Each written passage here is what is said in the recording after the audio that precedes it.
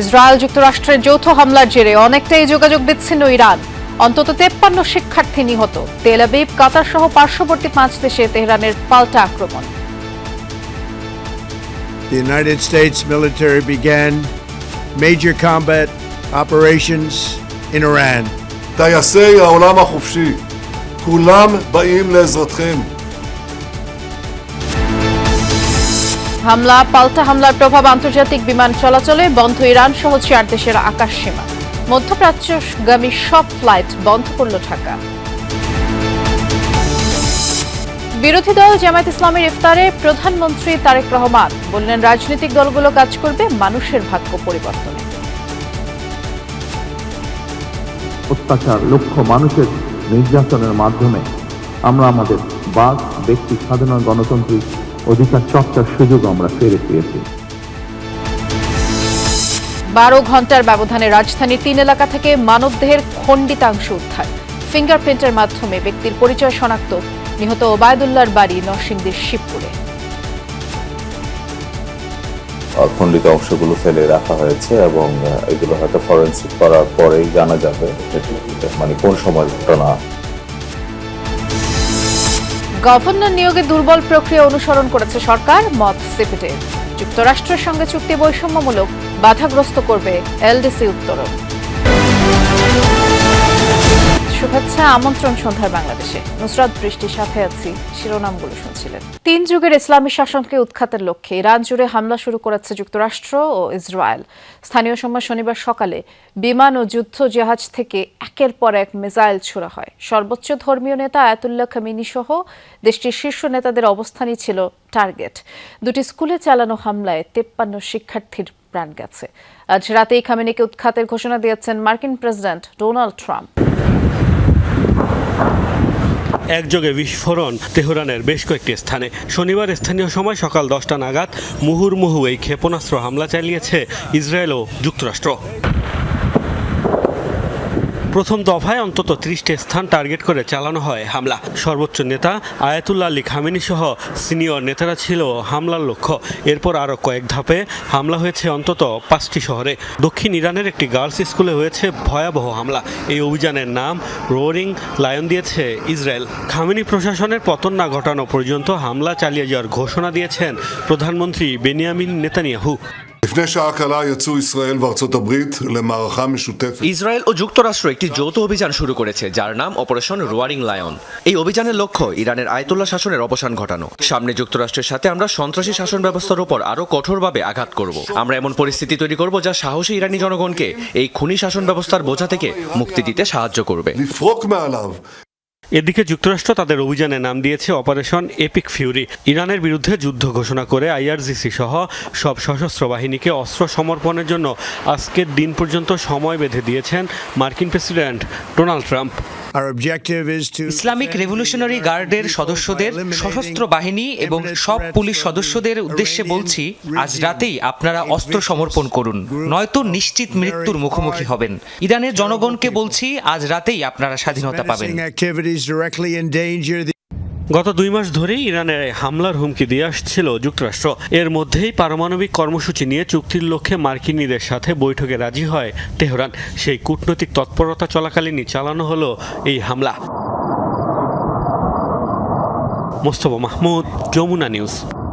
চিরবৈরী 2 শত্রু রাষ্ট্রের হামলার জবাব দিতে অপারেশন ফতেহ খাইবার শুরু করেছে ইরান। একদিকে তেল আবিব, হাইফা সহ ইসরায়েলের গুরুত্বপূর্ণ অঞ্চলগুলোয় মিসাইল ছোড়া হয়েছে। অন্যদিকে সৌদি আরব, সংযুক্ত আরব আমিরাত, কাতার, বাহরাইন এবং কুয়েতের ভূখণ্ডে থাকা মার্কিন ঘাঁটিগুলো আইআরজিসির টার্গেট ছিল। ইরানি মিসাইলের বিস্ফোরণে প্রকম্পিত বাহরাইনের বন্দর এলাকা। দেশটিতে অবস্থিত মার্কিন নৌঘাঁটিতে আঘাত হানে ইরানের ক্ষেপণাস্ত্র। সকালে ইরানি ভূখণ্ডে যৌথ হামলা চালায় ইসরায়েল ও যুক্তরাষ্ট্র। এর পাল্টা জবাব দিতে দেরি করেনি বিপ্লবী গার্ড বাহিনী। শুরু হয় অপারেশন ফতেহ খাইবার। প্রথমে ইসরায়েলি ভূখণ্ড লক্ষ্য করে ছোড়া হয় একের পর এক মিসাইল। টার্গেট করা হয় রাজধানী তেল আবিবের পাশাপাশি হাইফা সহ গুরুত্বপূর্ণ এলাকা। আতঙ্কে বম শেল্টারের দিকে ছুটতে থাকে ইসরায়েলিরা। তবে এরপরই ছিল ইরানি সামরিক বাহিনীর চমক। কোনো পূর্বাভাস না দিয়েই হামলা করা হয় ইরানকে ঘিরে থাকা আরব দেশগুলোর ভূখণ্ডে। টার্গেট করা হয় এসব দেশে থাকা মার্কিন ঘাঁটিগুলোকে। প্রথমে হামলা করা হয় কাতারে, আতঙ্কে ছড়িয়ে পড়ে মধ্যপ্রাচ্যের দেশটিতে। মোবাইল ফোনে সতর্কবার্তা পাঠিয়ে বাসিন্দাদের সামরিক ঘাঁটি থেকে যত দূরে সম্ভব নিরাপদ স্থানে অবস্থান নেওয়ার নির্দেশ জারি করা হয়। প্রতিরক্ষা মন্ত্রণালয় জানায়, প্যাট্রিয়ট ডিফেন্স সিস্টেমের মাধ্যমে ভূপাতিত করা হয়েছে ইরানের মিসাইল। অন্যদিকে মার্কিন সদর দফতর লক্ষ্য করে ইরানের মিসাইল হামলার পর জরুরি সতর্কতা জারি করে বাহরাইন। নাগরিকদের নিরাপদে সরে যাওয়ার নির্দেশও দেওয়া হয়। সংযুক্ত আরব আমিরাতের ভূখণ্ড লক্ষ্য করেও মিসাইল ছোড়ে ইরান। বিকট বিস্ফোরণের শব্দ শোনা গেছে আবুধাবিতে, সেখানে একজনের প্রাণহানির তথ্য পাওয়া গেছে। এদিকে সৌদি আরবেও মিসাইল হামলা করেছে ইরান, পাশাপাশি বিস্ফোরণের শব্দ শোনা গেছে কুয়েতেও। মীর মুশফিকা হাসান, যমুনা নিউজ। হামলার আশঙ্কায় বন্ধ ঘোষণা করা হয়েছে মধ্যপ্রাচ্যের বেশিরভাগ দেশের আকাশসীমা। বাতিল শত শত ফ্লাইট। তালিকায় রয়েছে কাতার, সংযুক্ত আরব আমিরাত, বাহরাইন, ইরাক, জর্ডান, কুয়েত। ইরানের মিসাইল হামলার শঙ্কায় দেশগুলোর আকাশসীমা বন্ধ এবং এই ঘটনার জেরে বাতিল হয়েছে air France, air India, British Airways, Japan airlines, Scandinavian airlines সহ 15টির বেশি বিমান সংস্থার ফ্লাইট। এতে হাজার হাজার মানুষ বিপাকে পড়েছেন। হামলার আশঙ্কায় যত দ্রুত সম্ভব সবাইকে নিরাপদ স্থানে সরে যাওয়ার নির্দেশ দেওয়া হয়েছে। নানা হুমকি ধামকির পর ইরানে যৌথ হামলা চালালো ইসরায়েল ও যুক্তরাষ্ট্র। টার্গেট করে দেশটির সর্বোচ্চ নেতা আয়াতুল্লাহ আল খামেনি আর প্রেসিডেন্ট মাসুদ পেজেশকিয়ানের কার্যালয়ে মিসাইল ছোড়া হয়। দেশটির বেশ কিছু উচ্চপদস্থ রাজনৈতিক আর সামরিক ব্যক্তিত্বের মৃত্যুর গুঞ্জনও শোনা যাচ্ছে। তাই এমন পরিস্থিতিতে প্রশ্ন উঠেছে, কোথায় আছেন ইরানের সর্বোচ্চ নেতা আয়াতুল্লাহ খামেনি? গেল 2 মাস ধরে প্রতিনিয়তই ইরানে হামলার হুমকি দিয়ে আসছিল যুক্তরাষ্ট্র। রাগঢাক ছাড়াই খামেনি সরকারকে উৎখাতের হুঁশিয়ারি দিতেন মার্কিন প্রেসিডেন্ট ট্রাম্প। শনিবার ব্যাপক পরিসরে ইরানে হামলার পর তাই প্রশ্ন জাগে, কোথায় আছেন ইরানের সর্বোচ্চ নেতা আয়াতুল্লাহ আলী খামেনি? ইরানের বিরুদ্ধে যৌথভাবে বিমান হামলা চালায় ইসরায়েল ও মার্কিন বাহিনী। টার্গেট করা হয় দেশটির নিরাপত্তা বাহিনীর গুরুত্বপূর্ণ স্থাপনা আর উচ্চপদস্থ নেতাদের বাসভবন। আলী খামেনি আর প্রেসিডেন্টের কার্যালয়ের সামনে একাধিক মিসাইল হামলা হয়। এতে খামেনির বাসভবন পুরোপুরি ধ্বংস হয়েছে বলে দাবি করেছে ইসরায়েলি গণমাধ্যম চ্যানেল 12। এরপর দীর্ঘ সময় পেরিয়ে গেলেও খামেনির বর্তমান অবস্থান নিয়ে ধোঁয়াশা এখনও কাটেনি। ইরানি কর্মকর্তাদের বরাতে বার্তা সংস্থা রয়টার্স জানিয়েছে, হামলার সময় তেহরানেই ছিলেন না তাদের সর্বোচ্চ নেতা। হামলার শঙ্কায় আগেভাগেই তাকে অন্যত্র সরিয়ে নিয়ে যায় ইরানের নিরাপত্তা বাহিনী। তবে এ বিষয়ে আর বিস্তারিত কিছু জানাননি তারা।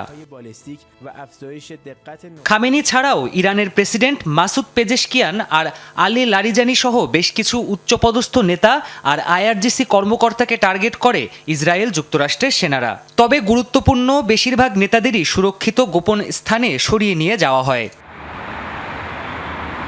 ইরানের হামলায় বিপ্লবী গার্ড বাহিনীর কমান্ডার জেনারেল মোহাম্মদ পাকপোর নিহত হয়েছে বলেও দাবি ওঠে আন্তর্জাতিক বেশ কিছু গণমাধ্যমে। তবে কোনো উচ্চপদস্থ কর্মকর্তা হামলায় নিহত হয়নি বলে দাবি করেছে আইআরজিসি কর্মকর্তারা। প্রাণপ্রতিম কুণ্ডু, যমুনা নিউজ। ইরানের রাজধানী সহ বিভিন্ন শহরে যুক্তরাষ্ট্র ও ইসরায়েলের যৌথ হামলা এবং এ ব্যাপারে আমরা কথা বলতে এ পর্যায়ে আমাদের সাথে যুক্ত করছি নিরাপত্তা বিশ্লেষক ও বাংলাদেশ ডিফেন্স জার্নালের সম্পাদক আবু রুশদকে। আপনাকে স্বাগত জানাচ্ছি যমুনা স্টুডিওতে। এই যে দুটি দেশ, পরাক্রমশালী দুটি দেশ একসাথে হামলা করলো, এটি আসলে কতটা সামাল দিতে পারবে ইরান বলে মনে হচ্ছে? যদিও ইতিমধ্যে ইরান পাল্টা হামলাও চালিয়েছে। সামরিক সক্ষমতা কতটুকু সেটা আগে দেখতে হবে। ইরানের এয়ার ডিফেন্স সিস্টেম কোনো কাজ করছে না, সেটা গত জুন মাসেও দেখা গেছে যে রাশিয়ার যে S-300 আছে এবং অন্যান্য যে রাডার সিস্টেম এগুলো আছে, এগুলো সাধারণত ওরা কাজ করেনি। 250 প্লেন তখন ইসরায়েলের এবং আমেরিকার ঢুকে নির্বিঘ্নে বোমা ফেলে চলে গেছে। এবারও যেটা দেখা যাচ্ছে তাদের এ ধরনের কোনো ব্যবস্থাপনা নেই। তাদের অন্যান্য ইলেকট্রনিক ওয়ারফেয়ার সিস্টেম ঠিক নেই। তাদের অলরেডি ইন্টারনেট ব্ল্যাকআউট হয়েছে, তাদের আপনার সাইবার অ্যাটাক হয়েছে, এগুলো হয়েছে। তাদের এখন যেটা আছে সেটা হচ্ছে ল্যান্ড ফোর্স, তাদের আইআরজিসি, তাদের সেনাবাহিনী, তাদের নৌবাহিনী আছে। আর যেটা সবচেয়ে তাদের বড় শক্তি সেটা হচ্ছে তাদের মিসাইল, সেটা ক্রুজ মিসাইল, ব্যালিস্টিক মিসাইল এবং ড্রোন। এইগুলো কিন্তু যেটা যুদ্ধের সময় হয়, আপনারা এটা আবেগের বাইরে যেটা বাস্তবতা দিয়ে বলতে হয়, যুদ্ধ হচ্ছে একটা হচ্ছে অর্থনৈতিক শক্তি থাকতে হয়, সামরিক শক্তি থাকতে হয়, আরেকটা হচ্ছে জনগণের পুরো সাপোর্ট দেশের সেটা থাকতে হয়। এখন ইরানের যে কোনো কারণেই হোক, যে ইরানের যে বর্তমানে যে রেজিম আছে, তারা আপনার এই যে গত জানুয়ারি থেকে নিয়ে এ পর্যন্ত মানবাধিকার সংস্থাগুলোর রিপোর্ট অনুযায়ী তাদের যে বিক্ষোভ হয়েছে, প্রতিবাদ হয়েছে সরকারের বিরুদ্ধে, 32,000-এর বেশি মানুষ হত্যা করেছে। এখন ইরানের অনেক মানুষ এই সরকারের সাথে হয়তো নেই, যেটা জানা যাচ্ছে। এখন এটা একটা বড় দুর্বলতা হতে পারে ইরানের, তার কারণ এসব কারণে স্যাবোটাজ বা আপনার নাশকতাগুলা হয় এবং তথ্য লিক হয়ে যায়, যেটা এর আগের বারও আমরা দেখেছি যে ইসরায়েলিরা এবং আমেরিকানরা এসে ইরানের সেনাপ্রধানকে হত্যা করে যাচ্ছে, হামাসের প্রধানকে তেহরানে হত্যা করে যাচ্ছে, গোয়েন্দা প্রধানকে হত্যা করছে, IRGC কমান্ডারদেরকে হত্যা করছে। হ্যাঁ, এভাবে বিভিন্ন রকমের ঘটনা ঘটেছে। এবারও আমরা শুনতে পাচ্ছি যে এ ধরনের কিছু হয়তো আরো কিছু মানে তাদের নেতৃত্বের উপরে আঘাত আসবে। যেমন অলরেডি তাদের মিনিস্ট্রি অফ ইন্টেলিজেন্স, তাদের পার্লামেন্ট, তারপরে তাদের আপনার ডিফেন্স মিনিস্ট্রি, আপনার হেড অফ জুডিশিয়ারি, এ সমস্ত জায়গায় কিন্তু টার্গেট করা হয়েছে। তারপরে যে ব্যাপারটা হচ্ছে যে এই একটা অসমঝোত, মার্কিন যুক্তরাষ্ট্রের সমর শক্তির সাথে তাদের টেকনোলজির সাথে তো আর পৃথিবীর কারো তুলনা চলে না। তার সেটি তো নয়, এবং আপনি বারবার যেটি সরকারের বিষয়টি বলছিলেন, নিঃসন্দেহে সরকার পতন মুখ্য বিষয় বলাই যাচ্ছে, কারণ আজ রাতের মধ্যে আয়াতুল্লাহ আল খামেনিকে উৎখাত করা হবে বলে ডোনাল্ড ট্রাম্পও বলেছে। এটি ছাড়া এই অভিযানের পেছনে আর কি ভূ রাজনৈতিক কারণ থাকতে পারে বলে আপনি মনে করছেন? ভূ রাজনৈতিক কারণ তো এটা তো আসলে যদি বাস্তবতা বলি, আপনি যদি গ্রাউন্ড রিয়েলিটি দেখেন, সেটা হচ্ছে যে ইরানকে এখানে লড়তে হচ্ছে, বা আগেও যে আপনি সে কাজগুলো করেছে লড়ছে, সেখানে কিন্তু একলা লড়তে হচ্ছে। কোনো দেশ কিন্তু তার পক্ষে যাবে না। আপনি চায়নার কথা বলা হচ্ছে, আপনি রাশিয়ার কথা বলা হচ্ছে, কিন্তু চায়নার সেই সক্ষমতা নেই, চায়নার সেই মানে শক্তি নেই, যে ফ্লিট নেই যে মার্কিন যুক্তরাষ্ট্রের মতো সে যাবে। চায়নার যে এয়ারক্রাফট ক্যারিয়ারগুলো কেবল তৈরি হয়েছে, এগুলো অনেক ব্যাকডেটেড টেকনোলজি, সেগুলা আপনার দক্ষিণ চীন সাগরে মার্কিন আপনার সমশক্তির নৌবাহিনীর মোকাবেলায় ওখানে আছে, ওগুলো এদিকে আসতে পারবে না। চায়নার সেনাবাহিনীও আসবে না, এগুলো বলা হয়, মুখে মুখে বলা হয়। রাশিয়া আসতে পারবে না, রাশিয়া দুর্বল হয়ে গেছে। রাশিয়া ওখানে ইউক্রেন ওয়ারে বকডাউন, তাকে এখানে উত্তর কোরিয়া থেকে সৈন্য নিয়ে, উত্তর কোরিয়ার গোলা বারুদ নিয়ে, কামানের গোলা নিয়ে, মিসাইল নিয়ে যুদ্ধ করতে হচ্ছে। তারা ইরান থেকেও আপনার ড্রোন নিয়েছে। সুতরাং এইটা এত সহজ না। আরেকটা বড় বিষয় হচ্ছে যে ইরান কিন্তু এই যে ওর যে আশেপাশে যতগুলো আরব দেশ আছে, এই আরব দেশগুলোর কারোর সাথে তার সম্পর্ক ভালো না। আপনি তারা সে যে প্রক্সি তৈরি করেছে ইয়েমেনে, সেই প্রক্সি দিয়ে আপনার সৌদি আরবের সাথে সম্পর্ক খারাপ হয়েছে। সৌদি আরবের তেল ক্ষেত্রের মধ্যে কয়েকবার এই প্রক্সি তারা অ্যাটাক করেছে। তার মধ্যে অন্যান্য আরব দেশগুলো, দুবাই বা অন্যান্য যে জায়গাগুলো আছে, তাতে কারোর সাথে ইরানের সম্পর্ক ভালো না। সুতরাং কেউ ইরানের পক্ষে যে যাবে, মৌখিক হয়তো সমর্থন দিতে পারে, জনগণ সমর্থন দিবে, সেটা দিবে, কিন্তু নিরেট বাস্তবতাটা হচ্ছে যে একটা বড় বিপদের মধ্যে তাকে পড়তে হয়েছে। এটা মানতে হবে, এটা সামরিকভাবে মানতে হবে। এখন ধরেন হুজুগ তৈরি করে, হাইপ তৈরি করে অনেক কিছু বলা যায় যে এটা ওইখানে আপনার হাইপারসোনিক মিসাইল দিয়ে উড়িয়ে দিলে এটা কতটুকু শক্তি দিয়ে আর করতে পারবে আপনি বলেন? একটা দেশ, তার কার্যত কোনো বিমান বাহিনী নেই, 2000-এর মতো ব্যালিস্টিক এবং ক্রুজ মিসাইল আছে, এগুলোতে এক সময় শেষ হয়ে যাবে। আর এগুলো যে ইন্টারসেপশন হচ্ছে, আপনি এই যে গত জুন মাসে যে 12 দিনের যুদ্ধ হয়েছিল, তাতে যে পরিমাণ মিসাইল আপনার ইসরায়েলের দিকে ইরান মেরেছে, তার প্রায় 90% আপনার ইন্টারসেপশন করে এগুলোকে নষ্ট করা হয়েছে। 10% মাত্র আঘাত আনতে পেরেছে। 10%-এ আপনার ইসরায়েলের আসলে সেটি তাহলে পর্যাপ্ত নয় বলাই চলে। ধন্যবাদ, আপনি আমাদের সাথে বেশ কিছু বিষয় নিয়ে আলোচনা করছিলেন। ধন্যবাদ, ভালো থাকবেন আপনি জনাব আবু রুশদ। ইরানের যৌথ হামলার প্রধান টার্গেটই ছিলেন দেশটির সর্বোচ্চ ধর্মীয় নেতা আয়াতুল্লাহ আলী খামেনি, এবং তেহরানের পশ্চিমা বিরোধী অবস্থান আর পরমাণু কর্মসূচির পেছনে তাকেই দায়ী করে ওয়াশিংটন। মধ্যপ্রাচ্যে নিজেদের প্রভাব ধরে রাখতে খামেনিকে হুমকি হিসেবেই দেখছে মার্কিন প্রশাসন। তাছাড়া অপর টার্গেট দেশটির নিরাপত্তা উপদেষ্টা আলী লারিজানি। বহুদিন ধরেই খামেনির সম্ভাব্য উত্তরসূরি হিসেবে আলোচনায় রয়েছে তার নাম। আয়াতুল্লাহ আলী খামেনি আপসহীনভাবে তেহরানের সর্বোচ্চ নেতার দায়িত্ব পালন করে আসছেন দীর্ঘ 36 বছর ধরে। ইরানে এবার যুক্তরাষ্ট্র ইসরায়েলের যৌথ হামলারও মূল টার্গেট ছিলেন 86 বছর বয়সী এই নেতা। এমন পরিস্থিতিতে প্রশ্ন, তাকে ক্ষমতাচ্যুত করতে কেন এত মরিয়া ওয়াশিংটন? ইরানের রাজনৈতিক কাঠামোতে চূড়ান্ত ক্ষমতার অধিকারী দেশটির সর্বোচ্চ নেতা, যার হাতে রয়েছে সশস্ত্র বাহিনী, বিচার বিভাগ, পররাষ্ট্রনীতি সহ সকল কিছু নিয়ন্ত্রণের কর্তৃত্ব। তাই তেহরানে নীতিগত পরিবর্তন আনতে স্বাভাবিকভাবেই চাপ পড়ে খামেনির ওপর। আর ইরানে পরিবর্তন আনতে চাওয়ার পেছনে রয়েছে দীর্ঘ ইতিহাস। 1979 সালে ইসলামী বিপ্লবের পর নিজেকে পশ্চিমা প্রভাবমুক্ত একটি ইসলামী প্রজাতন্ত্র হিসেবে প্রতিষ্ঠা করে দেশটি। আর সেই ইসলামী আদর্শের ধারাবাহিকতা এখনও ধরে রেখেছেন খামেনি। প্রকাশ্যে বহুবার যুক্তরাষ্ট্রকে ইরানের প্রধান শত্রু হিসেবে উল্লেখ করেছেন তিনি। মধ্যপ্রাচ্যে ইরানের আঞ্চলিক প্রভাব বাড়ানোর পেছনেও খামেনির নেতৃত্বকে হুমকি হিসেবে দেখে যুক্তরাষ্ট্র ও ইসরায়েল। অঞ্চলটির বিভিন্ন সামরিক ও রাজনৈতিক গোষ্ঠীর সাথে ঘনিষ্ঠ সম্পর্ক রয়েছে তেহরানের, আর এ সম্পর্কের মূল রূপকার হচ্ছেন আয়াতুল্লাহ আলী খামেনি। ইরানের পরমাণু প্রকল্প বন্ধের ক্ষেত্রেও খামেনিকে পথের কাঁটা হিসেবে দেখছে যুক্তরাষ্ট্র। ইরানের প্রশাসন বরাবরই বলে এসেছে, এই ইস্যুতে একেবারে অনড় তারা।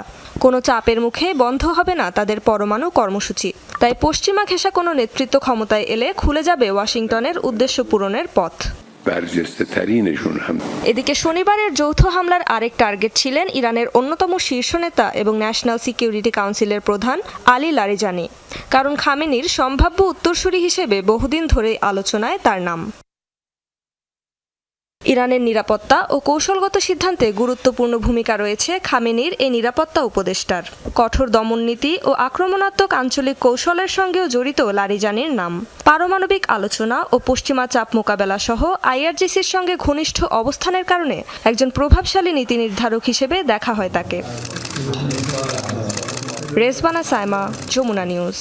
মধ্যপ্রাচ্য যুদ্ধ পরিস্থিতির প্রভাবে বাংলাদেশ থেকে মধ্যপ্রাচ্যগামী বিমান বাংলাদেশ এয়ারলাইন্স সহ সকল ফ্লাইট বাতিল করা হয়েছে।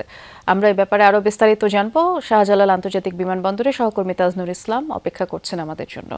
হঠাৎ করেই তো ফ্লাইটগুলো বন্ধ করে দেওয়া হলো তাজনুর, এতে করে এ পথে যারা যাতায়াতকারী অনেকেরই তো আজকে ফ্লাইট ছিল, তাদের কি অবস্থা এবং শিগগিরই এই যে ফ্লাইটগুলোর শিডিউল বন্ধ করা হলো সেগুলো আবার চালু হবে কিনা সে বিষয়ে কিছু জানা গেল কিনা? ঋষি, আপনার প্রথম প্রশ্নের উত্তর ধরেই শুরু করতে চাই।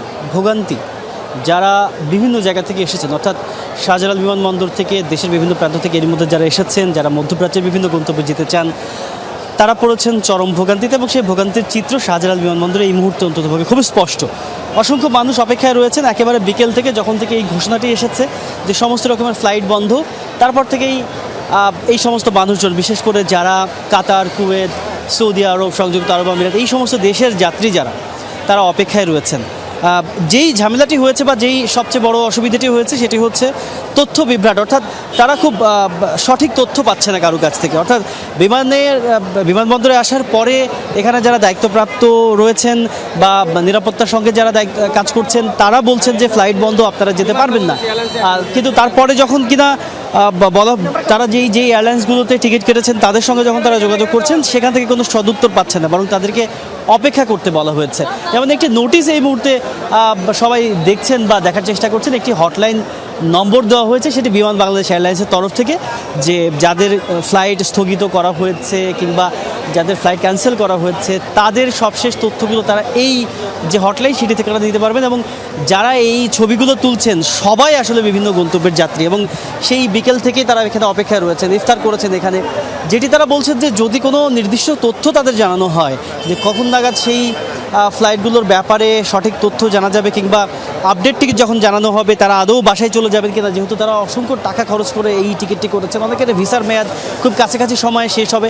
এই সমস্ত রকমের জটিলতা, এই সমস্ত রকমের প্রশ্নগুলো মাথায় নিয়েই তারা বিমানবন্দরে অপেক্ষা করছে, যেটির উত্তর আসলে এখনো জানা যায়নি পরবর্তীতে কি হবে। ধন্যবাদ তাজনুর, আপনি বিস্তারিত জানাচ্ছিলেন আমাদের। ইরানের উপর যেই দুটি দেশ যৌথভাবে হামলা করেছে, ইসরায়েল এবং যুক্তরাষ্ট্র, এ বিষয়ে আমরা কথা বলবো, আলোচনা করব।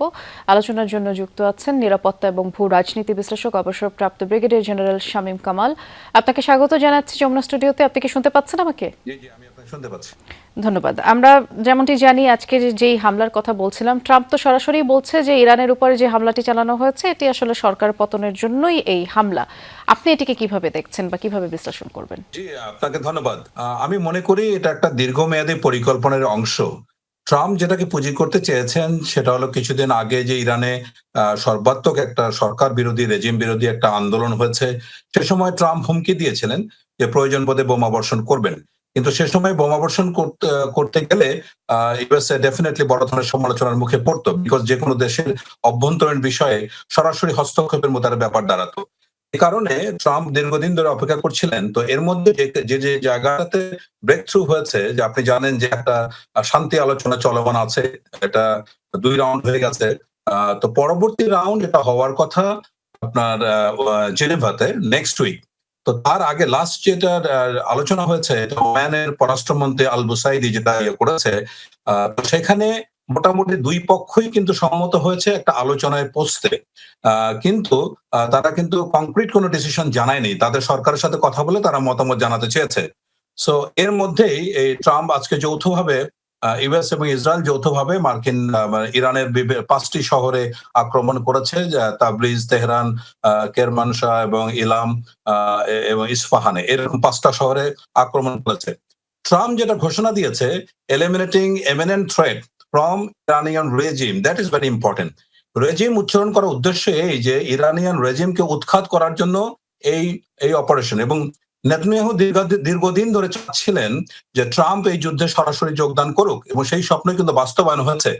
নেতানিয়াহু ইরানবাসীকে আহ্বান জানিয়েছে এই সুযোগ কাজে লাগানোর জন্য। একইভাবে ট্রাম্পকে শুভেচ্ছা স্বাগতম জানিয়েছেন ঐতিহাসিক নেতৃত্ব নেওয়ার জন্য। আসলে দেখুন, এই ব্যাপারটা দীর্ঘদিনের, যে কারণে ইউএসএ সরাসরি যুদ্ধে অংশগ্রহণ করছে তার মূল কারণ হচ্ছে দীর্ঘদিন ধরে ইসরায়েল এবং ইরান ইউএসএ দাবি করে আসছে যে ইরান পারমাণবিক অস্ত্র বানানোর দ্বার প্রান্তে এই পরিমাণ ইউরেনিয়াম তার সংগ্রহে রয়েছে। কিন্তু এই সময়টাতে এই যুক্তিটার প্রেক্ষিতে গত জুনে যে যুদ্ধ হলো, তারপরে কিন্তু আপনার ইন্টারন্যাশনাল অ্যাটমিক এনার্জি এজেন্সি যেটা আছে, তাকে কিন্তু তাদেরকে ইরান তার নিউক্লিয়ার সাইট ভিজিট করতে দেয়নি। সর্বশেষ যে 2টা ব্যাপার দাঁড়িয়েছে, যে 2টা জায়গাতে মানে টাগ অফ ওয়ার চলেছে, এটা ইউএসএ 2টা পয়েন্ট দিয়েছে। এক হলো ইরানের যে ব্যালিস্টিক প্রজেক্ট আছে, মিসাইল প্রজেক্ট আছে, এটা নিয়ে আলোচনা করতে চায়। এবং দ্বিতীয়ত, ইরান ওই জায়গাটাতে যে প্রক্সি ওয়ার গুলি করে, যেমন লেবাননে হিজবুল্লাহকে দিয়ে, ইয়েমেনে হুতিদেরকে দিয়ে, এই বিষয়গুলি থেকে বিরত থাকার জন্য ইরানের কাছে রিকোয়েস্ট করেছে বা ইরানের সাথে আলোচনা করতে চায়। ইরান সরাসরি নাকচ করে দিয়েছে যে এই দুটি বিষয় তার সার্বভৌমত্বের সাথে জড়িত। তো এই কারণেই আপনার ইরান সম্মত হয় নাই। সুতরাং এইটাকে কাজে লাগিয়ে আগামী সপ্তাহে জেনেভার যে আলোচনা হওয়ার কথা, তার আগে আজকে এরকম একটি হামলা করলো ইউএসএ এবং ইসরায়েল। ধন্যবাদ, আপনি বিশ্লেষণ করছিলেন বেশ কিছু বিষয় নিয়ে। ধন্যবাদ শামীম কামাল। রাজনৈতিক দলগুলো মানুষের ভাগ্য পরিবর্তনে কাজ করবে, জামায়াত ইসলামীর ইফতার অনুষ্ঠানে যোগ দিয়ে এমন প্রত্যাশার কথা জানিয়েছেন প্রধানমন্ত্রী তারেক রহমান। বিকেলে রাজধানীর আগারগাঁয়ে চীনমৈত্রী সম্মেলন কেন্দ্রে জামায়াত ইসলামীর ইফতার অনুষ্ঠানে যোগ দিয়ে প্রধানমন্ত্রী বলেন, গুরুত্বপূর্ণ সময় পার করছে বাংলাদেশ, মানুষ রাজনীতিবিদদের দিকে তাকিয়ে রয়েছে। গণতান্ত্রিক অগ্রযাত্রাকে কাজে লাগানোর কথাও জানান প্রধানমন্ত্রী। পরে কথা বলেন বিরোধী দলীয় নেতা জামায়াতের আমির ডাক্তার শফিকুর রহমান। বলেন, জামায়াত গতানুগতিক কোনো বিরোধী দল হিসেবে সংসদে থাকতে চায় না, সরকারের প্রতি পূর্ণ সহযোগিতার কথাও জানিয়ে আমির বলেন, জামায়াত মানুষের অধিকারের পক্ষে সংসদে দাঁড়াবে। গণতন্ত্রের যাত্রা যেটি সূচনা হচ্ছে বা হয়েছে নির্বাচনের মাধ্যমে, সেটির সুযোগ পেয়েছি। এই ত্যাগের মাধ্যমে, এই আত্মত্যাগের মাধ্যমে, হাজারো মানুষের অত্যাচার, লক্ষ মানুষের নির্যাতনের মাধ্যমে আমরা আমাদের বাক, ব্যক্তি স্বাধীনতা, গণতান্ত্রিক অধিকার চর্চার সুযোগ আমরা ফিরে পেয়েছি। আমার পক্ষ থেকে আপনাদের প্রতি গভীর কৃতজ্ঞতা জ্ঞাপন করছি যে আপনারা আমাদের দাওয়াত কবুল করে কষ্ট করে আজকে এখানে হাজির হয়েছেন। আল্লাহ তাআলা আপনাদের এই কষ্টের উত্তম জাযা আপনাদের সকলকে দান করুন। আজকের এই দিনটা আমাদের কাছে 2টি দিক থেকে অত্যন্ত তাৎপর্যপূর্ণ। রাজনীতি গতিশীল বিষয়, এই গতিশীলতা মেনে নিতে হবে।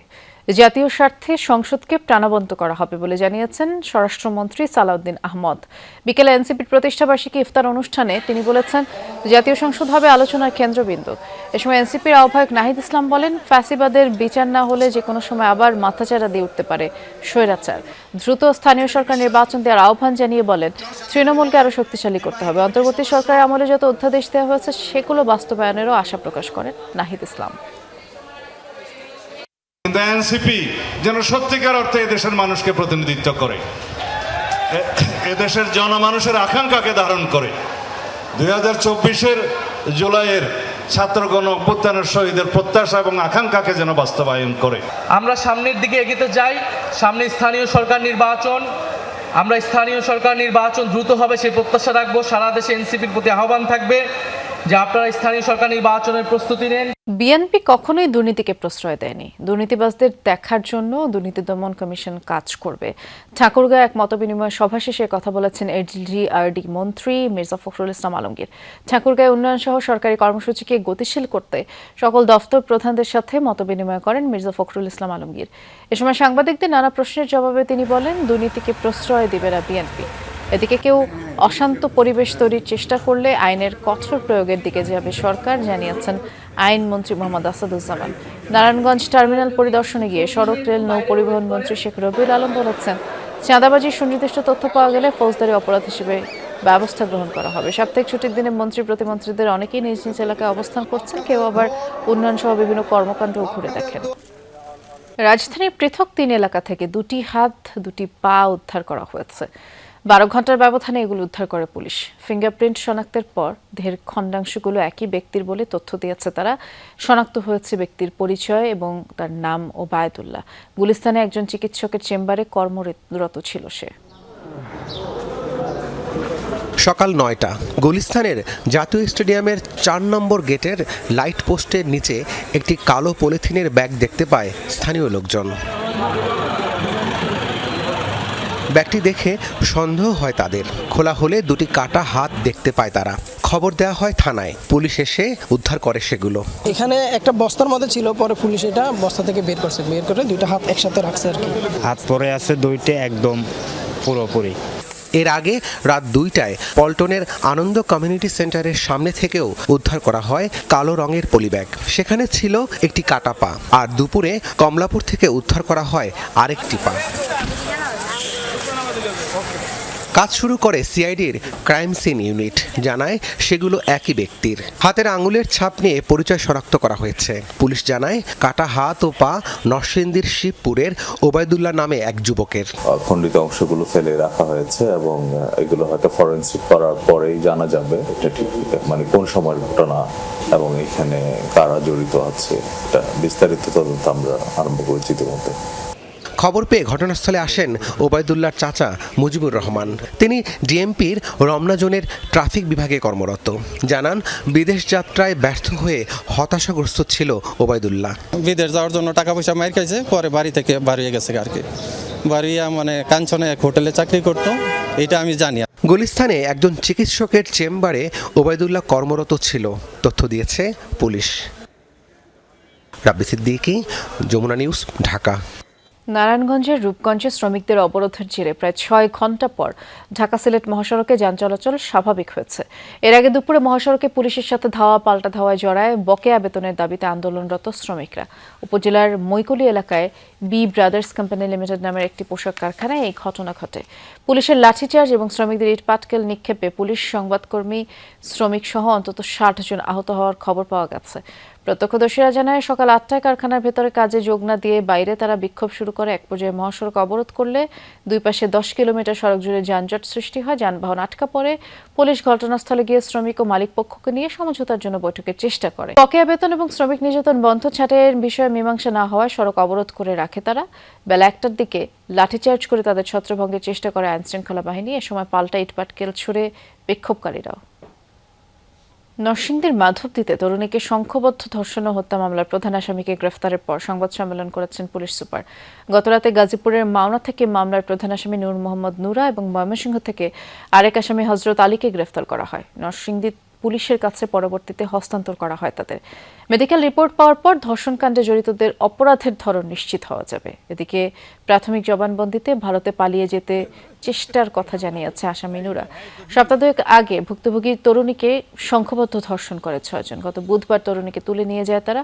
পরদিন তার মরদেহ উদ্ধার করে পুলিশ। পরে বৃহস্পতিবার 9 জনকে আসামি করে মামলা করে ভুক্তভোগীর পরিবার। এ ঘটনায় 7 জনকে গ্রেফতার করা হয়েছে।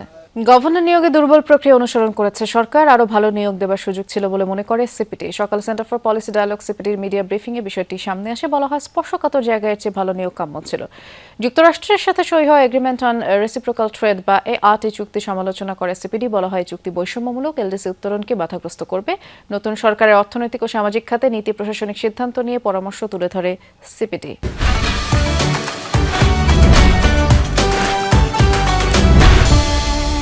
শপিং মল ও বিপণী বিতানগুলোতে শুরু হয়ে গেছে ঈদের আমেজ। বছর জুড়ে ঈদের অপেক্ষায় থাকে শিশুরা, যা শুরুই হয় নতুন পোশাক কেনা থেকে। বাবা মায়ের হাত ধরে পছন্দের পোশাক বেছে নিতে ব্যস্ত ছোট্ট ক্রেতারা।